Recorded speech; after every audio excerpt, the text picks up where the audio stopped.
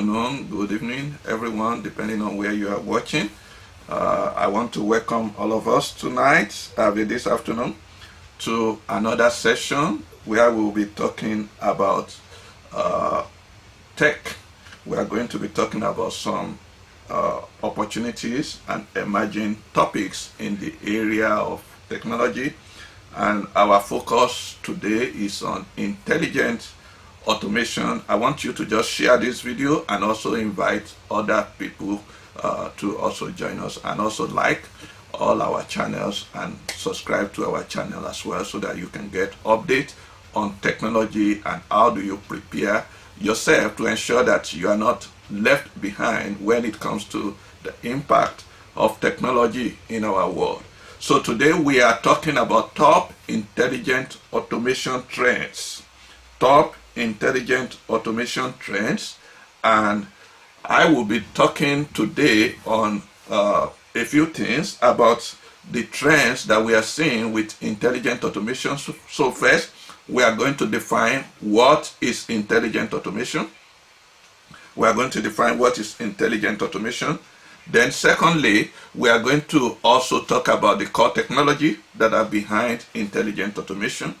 Okay. Then at the third level, we are now going to look at top 5 trends to watch in intelligent automation in 2023.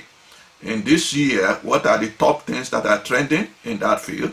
And then finally, I will be talking about the intelligent automation and its impact on the future of work. You see, whatever job you are doing right now, I think you need to have an idea of how technology is shaping the future of what you are doing, so that you can position yourself adequately to also be relevant in the future. So I'll be talking about the impact on the future of work and how we can be ready for the future of work with intelligent automation. So let's start by defining what is intelligent automation. So intelligent automation is just part of the new wave of technology trends that we are seeing right now, and is enabling organizations and businesses to actually automate in a complete manner end-to-end business processes. So almost everything that business does now, they are trying to look for a way to automate it so that computer will do the job rather than human being. So it's reducing the cost, operational cost, because if computer can do it, they will probably save some money of paying people to do it. So it also can increase the revenue, because if imagine that maybe we have 5 staffs that are attending to 1,000 customers. Now there is limit to how many customers that people can attend to. But if we automate it, that means that 1,000 people, they can actually click one button and they get their services within a very limited amount of time. So it also improves, it increases the revenue that the company can make. It also improves the efficiency of work. It improves the efficiency and the speed of delivery of the work. Something that might take maybe 2 weeks, 3 weeks before, if we employ intelligent automation, it can actually reduce the amount of time that it takes for that thing to be executed or completed. It can also deliver a better employee and customer experience and satisfaction. Now, one of the challenges that we face, which is a big thing during COVID, is employee burnout. People are overworking, and sometimes they are even being underpaid. And not only that, there is this increase in what is called mental health issue, because people have to sit down, work, and it is affecting their mental health. So one thing that intelligent automation does is to take some of the boring work, some of the common tasks that they do regularly, take it off so that they can focus on more intelligent work. They can do more advanced work that is more productive than just doing the routine that they do day by day. And it can also increase customer experience. Imagine that a lot of people have to wait in line in the airline to get into the air station. In fact, some flights are cancelled at the end of the day. So it can create a bad experience for the customers of the business. So, but with intelligent automation, we can increase the experience that customers are having, because one of the things that customer is looking for is speed. of delivery of the service. So with intelligent automation, you can actually increase the experience and satisfaction of customers. So that word intelligent automation, what we are doing indirectly is to create what we can call digital workers, which is an automated program. Okay, it will just mimic all the actions that human workers, which is called knowledge workers, are doing. So the goal of intelligent automation is to create digital workers that can mimic some of the things that are done by knowledge workers. So it is a way of automating the work that is being done by women. Now, there are so many names that you can see people call intelligent automation. They can call it hyper automation. Okay, that was used by Gartner. So they can also call it intelligent process automation. Intelligent process automation, IPA. They are referring to the same thing. Okay, they can also call it intelligent automation platform. Okay, intelligent automation platform. They also mean the same. And then another name that you can see is cognitive automation. Cognitive automation. Cognitive automation. So these are just the same name that mean intelligent automation. Now, the technology that are behind this thing, the main technology behind this is artificial intelligence. Artificial intelligence. And that word artificial intelligence, it's broad. We are going to talk a bit more about that in the future, but it's artificial intelligence. Then there is also what is called robotic process automation. Robotic process automation. The robotic process automation, the goal of that is to actually reduce the workload that human beings are doing, so that we can assign it to what is called robot. Robot can be soft and it can be hard robot. Hard robot are the ones that you see maybe in factory, but there are also soft robots that are not necessarily looking like human beings, but they are actually software that are doing the automated work for you. Okay, so then the other part is the business process automation. So that means before we can automate anything, we need to understand the business process. That is from end to end. What are the steps that are involved in the task, so that we can see what can be automated and what cannot be automated. So business process automation, those are the three key things that are pillars on which intelligent automation is built on. Now, so what are the core technology that are related to intelligent automation? Especially when you look at artificial intelligence, what are the core technology that is trying to mimic the way that human beings work? Because if we are going to create a digital workers, then we need to understand what are the aspects of human work that can be automated. So the first one is vision. That's one of the key parts. So there is an aspect of artificial intelligence called computer vision. So that means we can look at images, we can look at objects, and we can extract some information from it.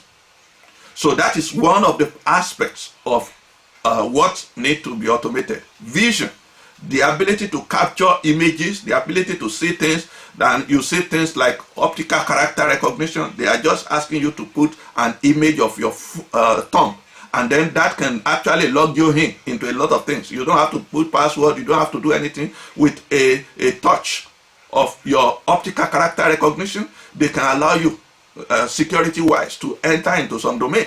So computer vision is one area that is growing right now. Okay, so vision is one of the key things that they are trying to automate or mimic in the intelligent automation. Number two thing is language. Human beings, we are communication being. We speak, we communicate with one another. So in terms of interaction with one another, a lot of people are very poor in communication. So what the computer is trying to do is to mimic the way that we interact, whether through chat, whether through speech recognition and so on, and to try to automate that. And you see things like chatbot now. So you can even be chatting with a machine, not a human being, and then it will be talking to you. Or you have things like Siri that work with Apple and a lot of other devices like that. You are not talking to a real human being. You are actually talking to a machine. And it can also read maybe text and extract something from it. For example, maybe a lawyer needs to go to the court and he has about 50 something pages document to read. He might not have time to read the 50 something pages, but a computer can do summarization of everything in the text and give it to him and say, this is a summary of everything that is in the text. So that's language. The third part is execution. That is, human being, we are doing. We are known for doing something. So when you want to execute something, then we can automate that too. So that is the area where things like robotic process automation comes in. So now robot is going to do the work, execute it. And you have things like no code or low code that are existing today. So these are things that are shaping the future. Execution, that is really doing the work. So for example, if I need to send email to so many staff, I don't have to wait until I wake up in the morning and then I quickly wake up to send the email. I can actually set it up. I can automate it so that by the time it's 5 a.m. in the morning, it will just send it out. And you can do the same thing on social media.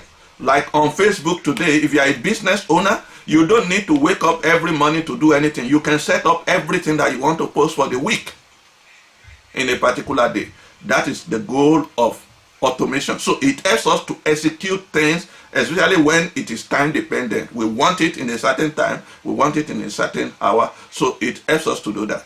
Okay, finally, the fourth part of human being that is being mimicked by intelligent automation is thinking and learning. Thinking and learning. Human being, we are a creative being. We can think and we can also learn. We can learn from past experiences and adjust our behavior.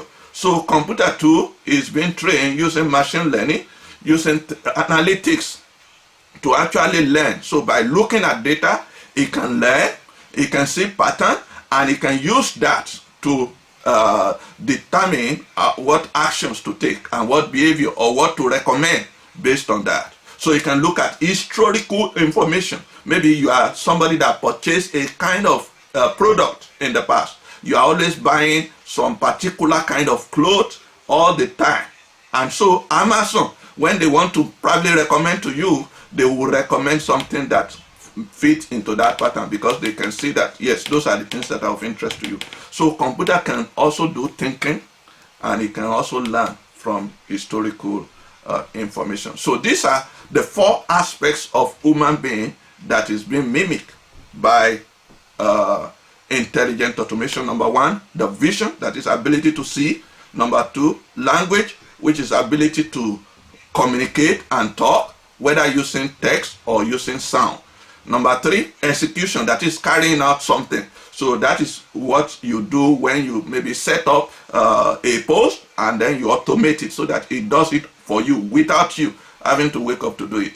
Number four is thinking and learning. Computer can also learn from historical information. It can learn from the past and see a kind of trend or pattern and predict what is going to happen. That is where machine learning and some other stuff comes in. All right, so now let's talk about top trend in that field to watch, in intelligent automation to watch.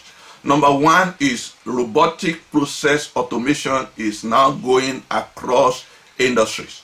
So there is widespread adoption of robotic process automation across industries. Okay, so it allows software, okay, to replicate human actions and perform tasks more effectively. A lot of companies are actually automating many of their processes now. Okay, so it is really reducing the number of hours that those jobs take.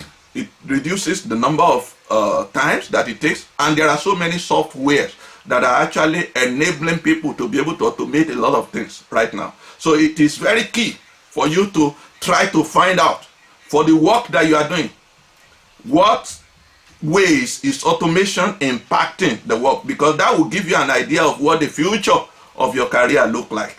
There are so many things that people are doing right now that will be automated in the near future, and that those jobs will actually disappear because computer can actually do it better without with less cost and also with minimal error. So robotic process automation is very key, and those are one of the trends that we are seeing right now. So it is used in the field. So that's one of the trends. So the rise of robotic process automation is one of the first. Then the second thing that we are seeing is the rise of what is called low code or no code platform. You know, I started my career as a software developer. Okay, as a software developer, one of the strengths that we have is your ability to write code, to write production level code and deploy it. But today now, there are a lot of tools that are actually taking those kind of nitty-gritty detail work away, and you can actually just do some selections and click, and then it will generate the code for you.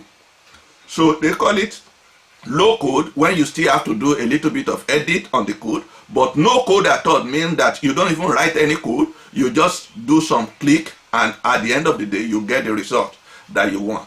This is a trend that we are seeing now, and I remember that when I started doing things like web design, web development, honestly, you have to write the code from beginning on your own. You write CSS, HTML, JavaScript, you write everything from beginning to the end. But today now we have a lot of tools that make even somebody who is not very highly technical to be able to do the job. They can just use WordPress. They can use WordPress, and somebody who is not highly technical in coding, in HTML, CSS, he can use WordPress to actually decide what he wants and create the code very easily. Okay, so these are things that are also emerging in a lot of industries. So the rise of low code or no code, anything that require software development, like creating mobile apps, creating web app, creating different things to do things, there are a lot of automation work that are happening now that is reducing all of those things. So it is very key to understand how all of these things are going to impact the future of your work, and we see a growing trend in across the industry. Number three thing that is also something that is coming on is what is called generative AI. Generative AI. So the goal is to generate content. Okay, so rather than simply analyzing it, but to generate content based on existing data. So generative AI is using some algorithms in AI and machine learning to learn from existing data. Maybe it will look at text, audio files, and images and create a completely new and original content. You know, when I look at some of my phone, I can just look at my phone, then Apple will look at all the pictures that I take and look at the ones that are commonly done together, and then it will generate like a video of summary with music in the background for me. I didn't create it myself. It is Apple computer, Apple phone that created it. So this is generative AI. It's looking at images, content, text, audio, and is able to produce something new. Not replicating the thing, but it will give you something new. Okay, so that is generative AI, and that's one of the things that is also becoming a very trending thing now. You can use it to generate text, you can use it to generate code, you can use it to generate even images, and you can use it to even develop blog posts, produce codes, and do some artwork, do some creative work using those things. So these are trends that are also emerging. Generative AI. Okay, number 4, the other one is augmented intelligence. Augmented intelligence. Now, the goal of augmented intelligence is for computer to work alongside with human being. Partnership between human and artificial intelligence. That is called augmented AI. So it can predict patterns, it can help you to make decisions, because sometimes as human beings, we are limited in our ability to predict how something will happen. We are limited because we have no ability to trace maybe historical record correctly. But computer can help you to do that and tell you, no, this is what you should do. This is what you should do. So it will act like your advisor or your guide.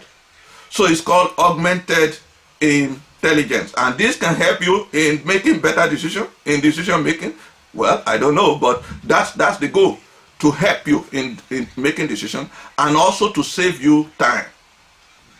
To save you time, because if you have to be going through historical information, it will take you time. So it can save you some time that it might take you to do those things. So it's called augmented intelligence. It's one of the areas that is actually also trending right now. Okay, so finally, the fifth one is the rise of what is called conversational AI. And actually, in the last 2 months, I think around November, there is a conversational AI systems that was developed by OpenAI called ChatGPT.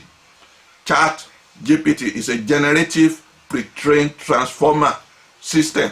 So it's a chatbot that was launched by OpenAI in November 2022. And guess what? That has become a trending topic right now. If you want any advice or anything, you can put it in the ChatGPT and it will generate content for you. And for me, when I look at it, I say, wow, in the future, maybe pastors wouldn't even have to read the Bible or do anything. AI can generate content for them, for messages. You can just give the system a topic and say, I want something about this topic. And then it will generate every content that relates to that thing for you. That's something that is scary. That's something that is scary. So ChatGPT was launched in November 30, 2022. And within 5 days, they said it gained almost 1 million followers. Most of the other technology things, they didn't get up to that level that fast. But ChatGPT, within 5 days of launching it by OpenAI, it reaches at least 1 million people within 5 days. So it is something that is shaping the future. People are now going there now for counseling, for advice, for guide, and the ChatGPT will go through historical information and give you the step-by-step information that you want to know. These are trends that we need to watch and ensure that we are tracking. Otherwise, some of the jobs that we have now that look okay, they might disappear. Okay, so finally, as I close, what are the things that we need to do to benefit, to prepare for how this thing can affect the future of work? Because whether we like it or not, it will impact the future of work. It will impact some of the work that we do right now. It will impact it, and it cuts across every industry. Some of the routine work that we do now can be automated, and it will impact it. So how do we benefit from intelligent automation and prepare for the future of work?